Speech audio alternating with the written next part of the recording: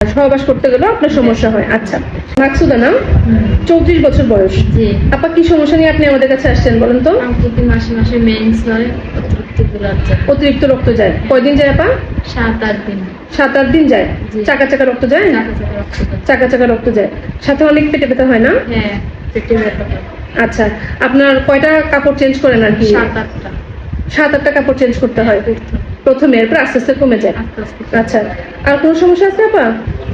আর পেটে ব্যথা হয়। পেটে ব্যথা করে না? মাসিকের সময় অনেক বেশি ব্যথা হয়? ব্যথা হয়। আচ্ছা, আর সমস্যায় ব্যথা হয়। হ্যাঁ হ্যাঁ, আর সহবাস করতে গেলেও আপনার সমস্যা হয়। আচ্ছা আচ্ছা আপা, আমরা দেখলাম যে আপনার প্রতি মাসেই মাসিক হয়, মানে 30 দিন পর পরে মাসিক হয়, কিন্তু মাসিকটা অনেক বেশি দিন থাকে। বেশি দিন থাকে, ব্যথা করে। জি, এখন আমরা আপনাকে কয়েকটা পরীক্ষা নিরীক্ষা করছিলাম, আপনার হরমোনের পরীক্ষা, আল্ট্রাসোনোগ্রাম এগুলো করেছিলাম। করার পরে দেখতেছি যে আপনার জরায়ুটা বড় হয়ে গেছে, বাল্ক ইউটারাস বলে। আর আপনার এরিনোমাইসিস আছে। বাল্ক ইউটারাসটাই মানে জরায়ুটা বড় হয়ে আপনার এরিনোমাইসিস হয়ে গেছে। এরিনোমাইসিস জিনিসটা কি আপা? আসলে দেখেন, আমাদের জরায়ুতে 3টা লেয়ার আছে।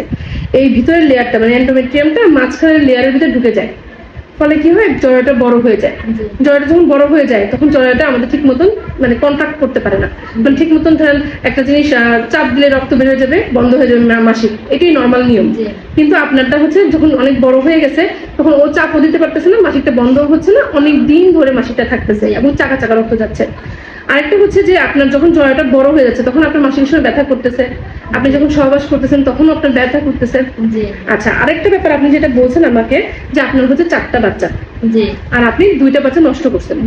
আচ্ছা, এই যে 4টা বাচ্চা হয়েছে, মানে যে মাদের অনেকগুলো বাচ্চা থাকে, বা যে মাদের মারা অ্যাবর্শন করায় মানে এমআর করায়, ওই মাদের হয় কি যে আপনার ভিতরে যখন জরায়ুর ভিতরে যখন ধরেন ইনস্ট্রুমেন্ট ঢুকায় তখন জরায়ুর ভিতরে লাইনিংটা নষ্ট করে ফেলে। মনে করেন যে ডিএনসি করতে এমআর করতে যায়, তখন হয় কি ওই ভিতরটা মানে একদম ভিতরের লেয়ারটা মাঝখানে চলে আসে। আর হরমোনের সমস্যা আপনার নাই, আমরা পরীক্ষা নিরীক্ষা করেছি, আপনার টিএইচএস, প্রোল্যাকটিন এগুলো সব ভালো আছে।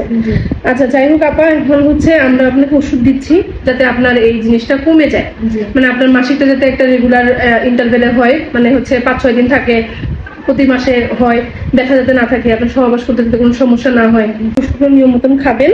আর আপনি আমাকে 3 মাস পরে আর একটা আল্ট্রাসোনোগ্রাম করে দেখাবেন যে আমাদের জিনিসটা একটু কমছে কিনা। ঠিক আছে আপা, আপনি কি আমার সব কথাগুলো বুঝতে পারছেন? হ্যাঁ,